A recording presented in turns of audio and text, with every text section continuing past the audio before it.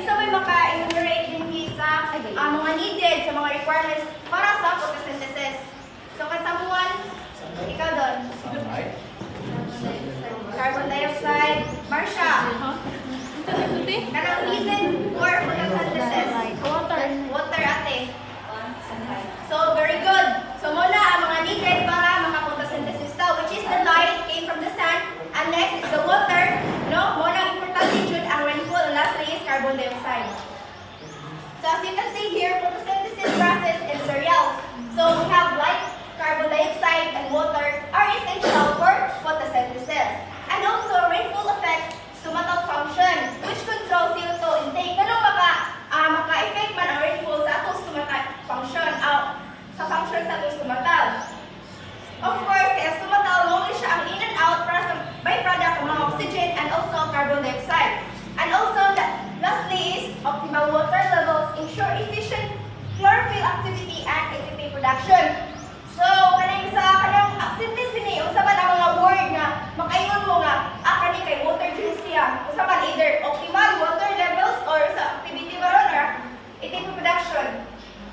Usa mga word din nga makaingon mo makana na-catch mo ba nga water ni siya sa rainfall ni siya. Very good, optimal. Kaya ganong optimal man, ganong dili man minimum, ganong dili man maximum. Very good, sakto pa yan.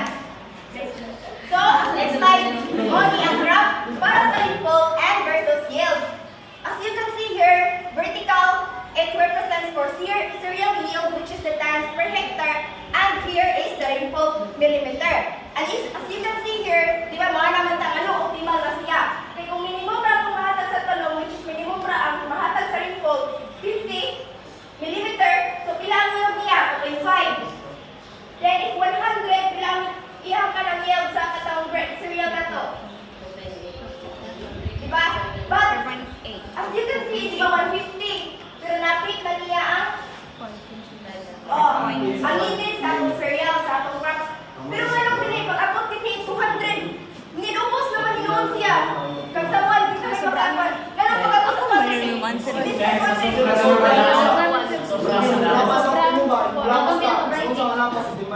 so, sakto. Nag-try ka sa Argente.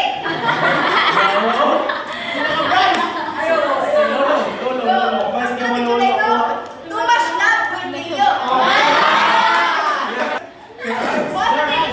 Too much rain will kill your plants.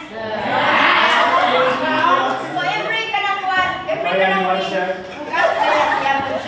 so, muna nga, as you can see here, nagkataas yung dinhi, nagkagamay po ng yield. But, as you can see here, 150 is optimal. So, in case optimal, balansi na siya. Balansi ang matrix sa atong cereal.